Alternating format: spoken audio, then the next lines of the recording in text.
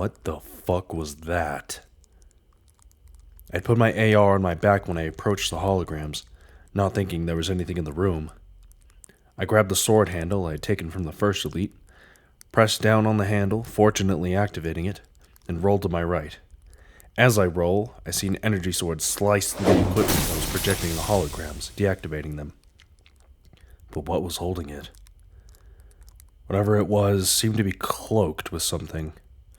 I could only see the sword when it swung, otherwise that was invisible too. I knew this was going to be a nearly impossible fight to win without decloaking this asshole. So I turned on my helmet's flashlights to maximum brightness to blind this thing for a moment. It works, and I see it move in front of me, and I identify the outline. Another elite, it seems, but this one's obviously different. I full sprint towards it. As it's getting its vision back, I swing at it, and it blocks with its swords, making our swords clash. We bounce off each other's swords, sending sparks into the air and deactivating the elite's cloaking. We take but a second before we swing at each other again. Coming face to face with the light of our swords, along with my flashlights illuminating us in the room, I saw this elite's armor was different. It had a darker color, purple perhaps. I was unsure what color exactly due to the limited lighting. We connect swords and lock in place for a moment. I push our swords to the left and punch the elite in the mandibles in my right hand. It gets angry and tries to slash at me multiple times. I narrowly avoid each slash and get in a right jab to the elite's ribcage, breaking it. With each hit, it gets more furious, until it acts like it's going to throw a left punch that was a feint to slice with its sword in its right hand. I fall backwards to avoid the cut, and the sword narrowly slices the right side of my chest plate. The damage was minimal, but I sure couldn't take a full cut from that sword. The elite was on an aggressive offense now. I was now on the back foot. It threw every slash, sword jab, punch, and kick it could at me. The walls and ground of this room were cut to pieces, scarred, dented. All I could do was dodge and block. The elite closed off almost all its openings. Almost all. It threw one good slice with its right hand, and I was about to block it. I instead deactivated my sword, barely dodged the swing, and reactivated my energy sword halfway through the elite's swing and sliced its right hand clean off.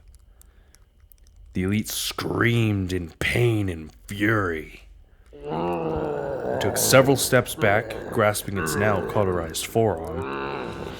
As it saw me standing tall and beginning to approach it, it erupted in a frenzy, running full speed at me with its left arm raising up as to punch me. When it started to run at me, I began to run at it, but I crouched and slid, cutting at its stomach area. About halfway through the elite's body, my sword deactivated, running out of energy. The elite's body immediately fell limp and landed to my right.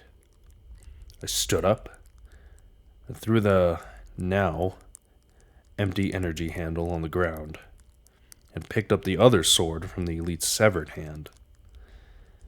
Since the sword had only cut halfway through the elite's body, it didn't damage what made it invisible. I noticed a small round device on its lower back that I hadn't seen on the other elite. I pulled it off fairly easily and put it on my left thigh while I set the new sword on my right thigh.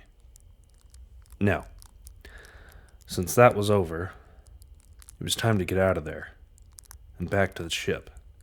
So, I head to the surface. This is Sierra 113 calling Echo 315. I have important intel, and I need extract immediately. I repeat, this is Sierra 113 calling Echo 315. I have important intel, and I need extract immediately. Oh, shit. There it was. A Covenant cruiser uncloaking in the sky directly above my position. Of course, I had no idea if my message had made it to my pilot, but I knew I wasn't getting back to my ship. I ran into one of the ruined buildings and waited for what was going to happen next. A beam of light came down from the ship and landed right next to the entrance to the underground facility. These big, bulging enemies came down from the beam, 4 altogether. Hunters. They split off evenly into 2 squads. One squad pushed downstairs to check if I was still down there. I had heard them smash the door that was stuck. The second squad was guarding the light beam going up to the ship. Now, I knew I should try to escape and attempt to contact my pilot, but I figured I'd get spotted on the way out. And all I could think of was getting on that Covenant ship for some reason. I wanted to know what else was inside, how it functioned, how these creatures lived and operated. Not my smartest idea, but hey, Oni wants intel, right? So how to get past the hunters? Well, I haven't had a problem sneaking around up to this point, so let's try that out. I snuck through the building to where I had previously killed the first elite. I ripped off a piece of its forearm armor. I then threw that armor across the street and into an adjacent alley. I figured, since these creatures are not only paying more attention to the beam, and they seem to have their heads forward, they wouldn't see me throw the armor from the alley. To my delight, I was correct. The armor hits the ground of the adjacent alley, and I hear the hunters make almost a gasping sound. Then I hear one of them begin to move towards the sound. I sneak back into the building I was hiding in, and see the second hunter positioned further up, leaving ample space for me to get behind him and go up the beam. So, with my ability to walk silently, even in my armor, that's exactly what I did. The first hunter was in the alley, wondering where the piece of armor came from, while the second was looking in his direction, waiting for a response. I'm able to sneak across the main walkway and get into a building behind the hunters. I sneak out of the building, carefully crouching, and walk up to the beam. Hunter still didn't notice me, so up the beam I went. As I'm getting towards the top, I see a glimpse of the hunter in the alleyway coming out confused. When I got to the top, I was in a big room with 4 small doors and 1 big door. No enemies, though, which surprised me as I was at the ready. I quickly took cover behind some crates off to my right. I wasn't sure where to go at this point. Blue Team didn't come across a room like this in their mission. I only had intel on hallways and certain rooms if they even matched up ship to ship. Still, no one had entered the room, so I decided to go through the small door that was to my left, as I'm looking towards what is presumably the back of the ship. The door has a green glow and opens immediately. I enter an inclined hallway.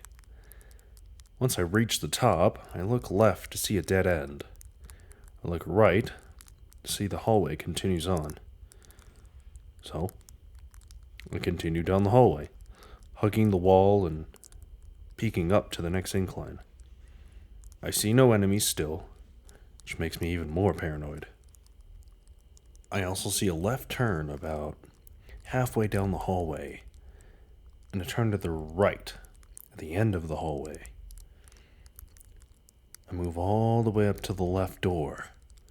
The door is glowing red and doesn't seem to move when approached. However, I do hear chatter on the other side. So I back up, continue down to the end of the hallway, where a green door is waiting for me. When it opens, I'm greeted by a big room. It turns out I'm on the second floor of this room. I hide behind a crate and look down at the first floor. See a big blue vehicle, boxes galore, and two elites walking about near the vehicle. I snuck to a corridor that was on the left of the room. I looked down this corridor and it seemed to go down instead of up. This made me realize it simply goes down to the floor below me. So instead of making noise, having doors open, I decided I would sneak down from the second floor balcony using the boxes on the first floor. I carefully balanced myself on one of the boxes while the elites were arguing with each other over something. The boxes gave me something to hide behind, but when I turned around, I saw another door leading somewhere else. I'm one curious and stupid human. So when the two elites began to get really loud in their argument, I quickly go through the door and onward into the beast's belly. I continue down a turning hallway until I make my way to a hangar bay. Of course, a large room filled with multiple enemies that could kill me on sight. I notice I can stick along the right wall to get to another doorway that might lead upstairs. Keep cover behind boxes whenever I thought the elites were going to look down towards me from the upper levels. Not too many enemies on the ground level, which was a relief, but I knew I couldn't get my hopes up. I was able to sneak up to the second floor undetected, but I knew I still had to get across the room. There was a set of 3 boxes up against a right side wall. I maneuvered the boxes so I could hide behind them, but a jackal noticed they were out of place as I was hiding behind them. The jackal moved one of the boxes, and as it was about to peek around the corner, I grabbed its beak, closing its mouth in the back of its head and its neck. I hid the body behind those boxes and moved on down the walkway, carefully moving from pillar to pillar, making sure to only move when the elites weren't paying attention. I came across a door to my right and assumed it would take me further, as it seemed the door off to the left would only lead me back to the first floor. I enter the door to my right and am greeted by a left turn immediately. I enter a long hallway with few turns and few corridors for me to duck into, but I'll have to manage. With my gun drawn, clear the first turn on my left that had a locked door, with sounds coming from the other side, like snoring. Continue on down the hallway. There's a turn on my right, then a door. I approach the door, and it slides open. I enter a room with 6 holding cells. Some empty, a couple occupied with bodies. What look like human bodies. They looked like civilians or maybe scientists, as I could see a shredded lab coat amongst the bodies. Clearly not from this planet for sure, but from where? We weren't near the outer colonies. How are they taking human captives?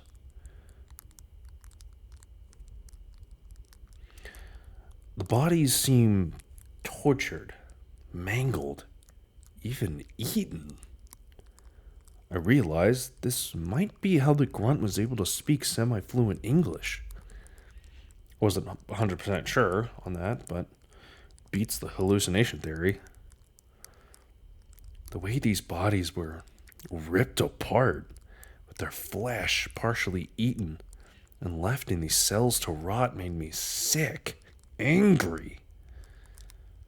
This was personal now. As I was filling with rage, I heard a grunt coming from the hallway due to it talking to itself. I put my AR on my back next to my shotgun, and then hid behind a pillar somewhat camouflaged by its shadow. The grunt was alone, likely snuck off by itself to enjoy a little snack, or so it thought. I peeked around the pillar, saw that it was getting excited, started drooling through its mask, leaving a puddle of saliva on the floor.